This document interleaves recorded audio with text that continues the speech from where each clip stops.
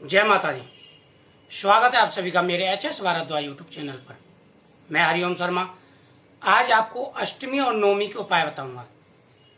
किस प्रकार से आपको कन्या पूजन करना चाहिए, किस प्रकार से हवन करना चाहिए, किस विधि से आप कन्याओं की पूजा करें, माता की आराधना करें और लास्ट के दिन कौन से उपाय ऐसे करने चाहिए जिससे आपकी मनोकामना पूरी हो।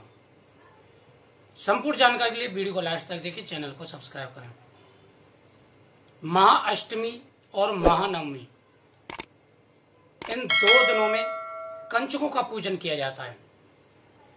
कंचकों का पूजन करते समय कुछ बातों का आपको विशेष रूप से ध्यान रखना चाहिए कि जो कंच के हम पूजन में बैठाते हैं उनकी उम्र 2 साल से लेकर के 10 साल के बीच में होनी चाहिए।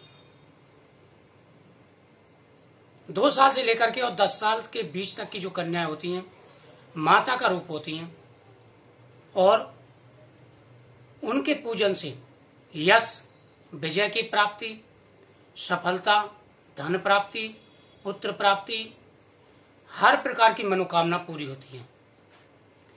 कन्या पूजन करते समय कुछ बातों का भी आपको विशेष रूप से ध्यान रखना चाहिए।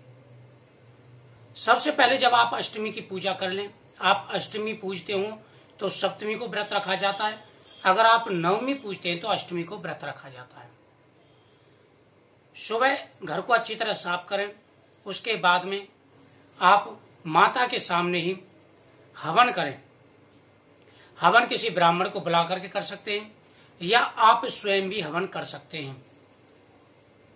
हवन करते समय आपको जो भी मंत्र आते हों उन मंत्रों से आप आहुति दें।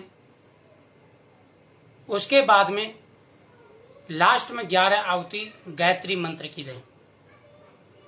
उसके बाद में जो मीठा आपने बनाया हो माता को भोग लगा करके 5 बार हवन कुंड में वो मीठा डाल दें। मैं बिल्कुल सादा विधि से बता रहा हूं जिसे आप कर सकें।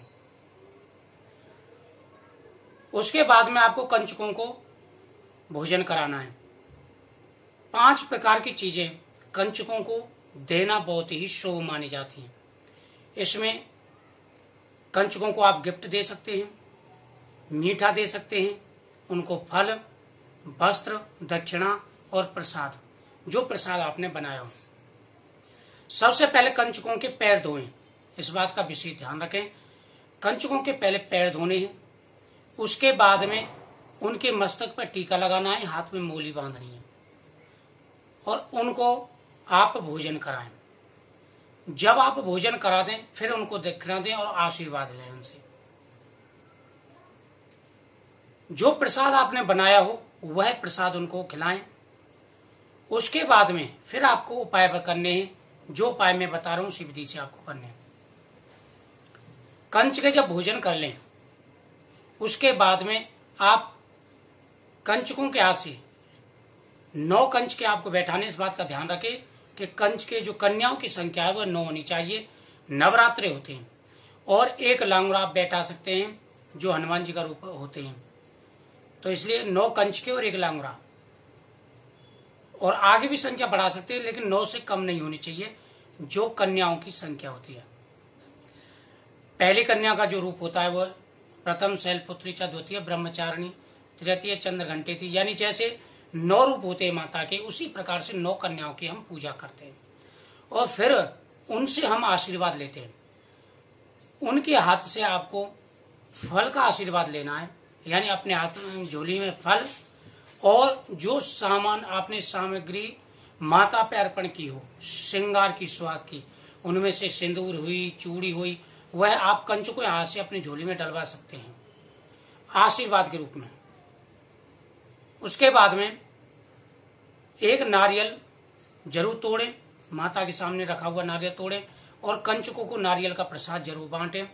उसमें से अगर नारियल तोड़ने के बाद में बीज निकल आता है उसमें से, तो वह जिनके भी पुत्र की कामना हो उनको वह नारियल का बीज दे सकते हैं।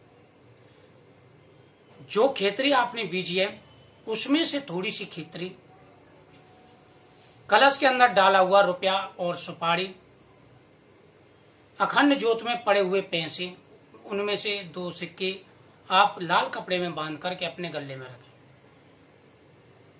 अगर आपके घर में हत्ता जोड़ी रखी है तो इस दिन माता के सामने हत्ता जोड़ी को जरूर रखें। माता का रूप माना जाता है।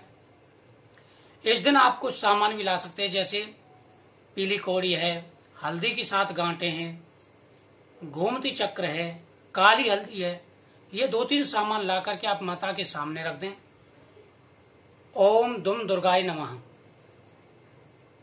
इन मंत्र का, या ओम दुर्गाय नमः सीधा मंत्र का, या आप महालक्ष्मी च विद्महे विष्णुपति च तन्नो लक्ष्मी प्रचोदयात्, या ओम ऐं ह्रीं क्लीं चामुंडा विच्चे नमः, जो भी आपको मंत्र अच्छा लगे 2 माला 4 माला इस मंत्र की आप जरूर जपें। जैसे कंच के भोजन कर जाए उसके बाद में आप तसल्ली से बैठ के माता के सामने यह जाप कर सकते हैं। माता से क्षमा याचना जरूर करनी है आपको।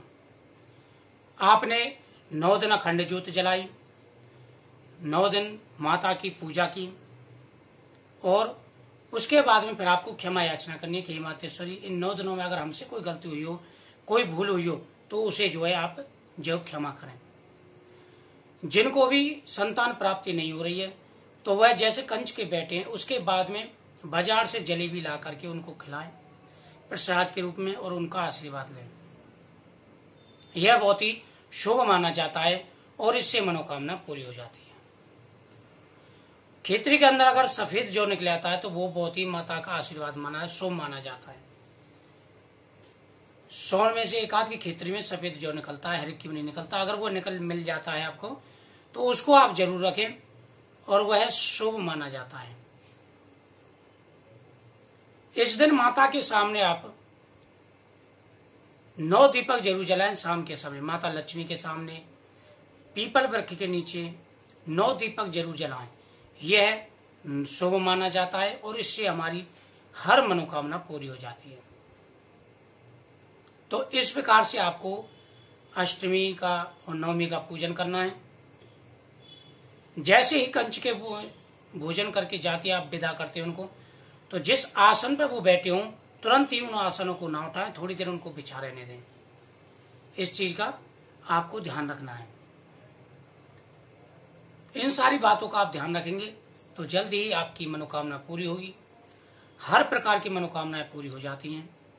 इस प्रकार से पूजन करने से, कंचकों का आशीर्वाद मिलने से संतान और धन की प्राप्ति होती है। तो जो उपाय मैंने बताया आपको वो भी करें। माता रानी की कृपा आपके ऊपर होगी, सारी परेशानियां, सारे दुख दूर होंगे, हर प्रकार की मनोकामना आपकी पूरी होगी। तो मुझे उम्मीद है आपको ये साधारण सी जानकारी अच्छी लगी होगी। तो वीडियो को शेयर करें जिससे सबको पता चल सके, और कंचकों का पूजन करें, माता का आशीर्वाद प्राप्त करें, आपकी हर मनोकामना पूरी होगी। जय माता दी।